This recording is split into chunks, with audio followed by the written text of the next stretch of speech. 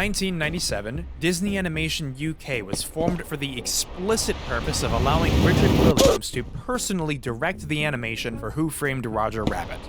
Shortly after, they began onboarding animators, and among the many people who decided to begin their career by contributing to one of the most important films in animation history was then 20-year-old James Baxter.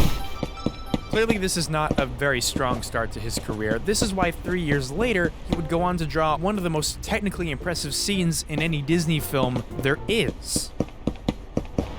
Now he can start for real. In 94, he was the main guy working on Rafiki and The Lion King. In 96, he designed, developed, and led the animation for Quasimodo. 98, did Moses. 2002, Spirit. 2008, Kung Fu Panda directed the entire opening sequence. By 2013, he had amassed such a reputation within the industry that people were writing him into their shows as a character and having him on as guest animator. And in 2021, he left a comment on my fucking video explaining why he agrees with me! Sadly, not everybody alive today is James Baxter, and so not everyone is cool or based or agrees with me on everything. Today we will be discussing important issues with the YouTube comments section. We'll be providing such insightful comments as, "What a bullshit." This should really go without saying, but do not harass anyone mentioned here. Thanks.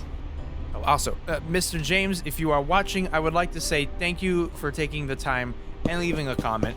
It's very nice of you. Also, if you're open to doing an interview, feel free to let me know. I think that would be cool. On to the comments. First one, Michael says, 60 FPS actually makes the fight visually easier to follow. This should be the new standard for animation. It is superb.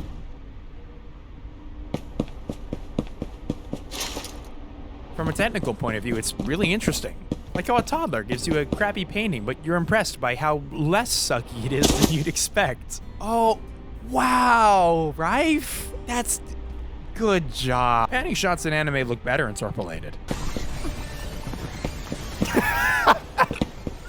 Well, that looks so cool, dude. Gamers? I think you mean normies. No, I mean gamers. If higher frame rate sells less, then less will be made. The market will determine. I never liked the market will decide argument because the market has decided poorly many times. 3D TVs, hoverboards, fidget spinners, Kinect, yearly installments, microtransactions. I am not a fan of these things. The future's now, old man. I want to go back. Let me go back. He seems problematic.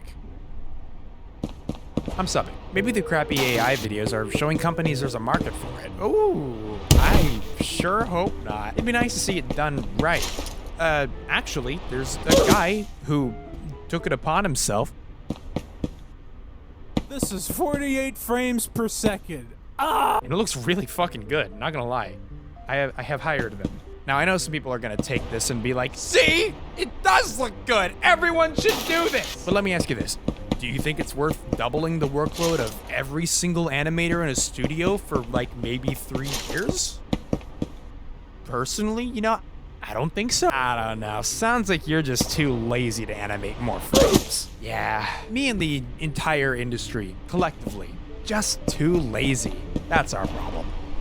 24 FPS and animating on 2s by hand is an insult to the audience. It's 1920s tech requiring near slave labor, and the result just isn't very good.